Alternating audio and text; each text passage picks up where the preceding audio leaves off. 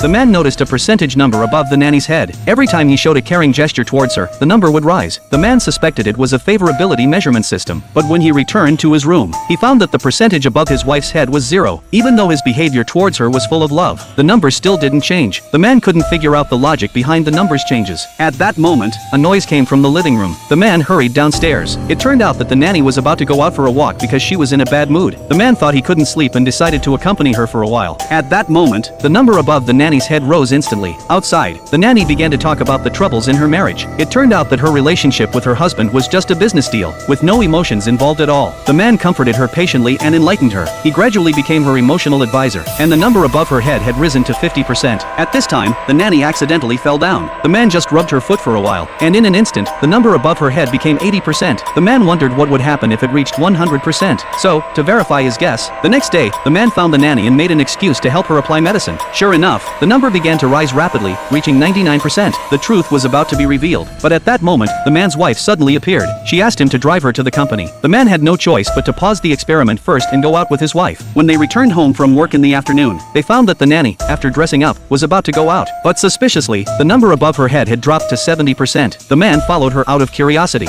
At this time, the number rose back to 85%. Immediately afterwards, a strange man appeared. The intimate gestures between them made the number above the nanny's head rise crazily, and they walked into a hotel. The man guessed that something bad would happen. To prevent the nanny from being cheated, he followed them into the hotel. When they walked into a room, the number became 99%. The man didn't hesitate anymore. He followed closely and came to the door of the room, then kicked the door open with one foot. Guess what happened next?